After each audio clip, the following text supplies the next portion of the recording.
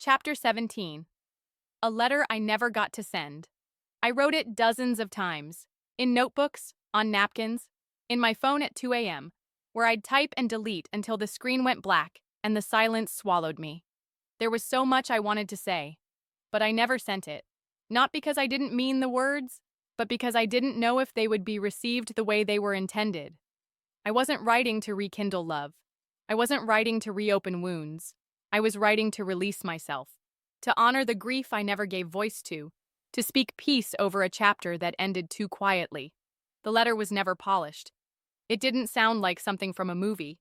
It was raw, unfinished, and honest. It started something like this.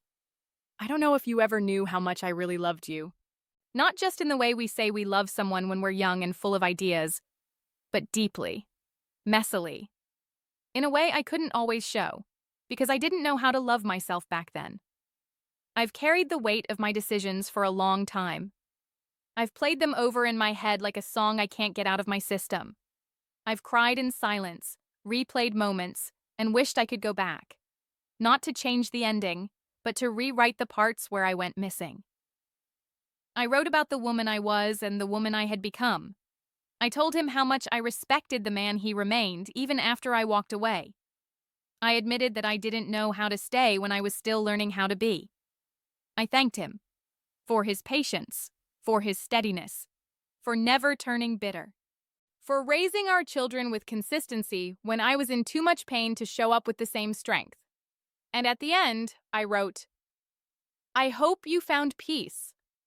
I hope you forgave me long before I learned to forgive myself. And I hope, in some way, you knew I never stopped wishing you well.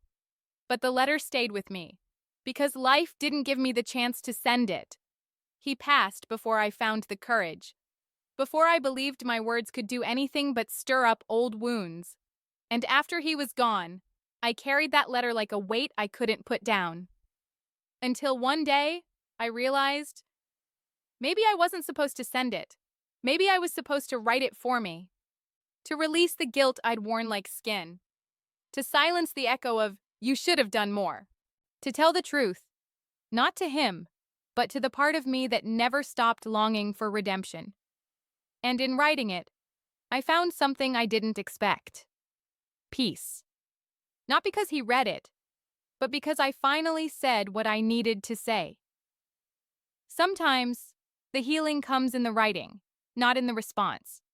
Sometimes, the words are holy simply because they were spoken at all.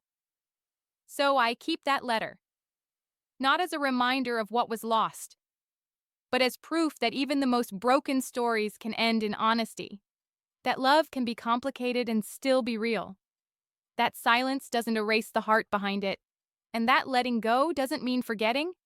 It means releasing what you were never meant to carry alone.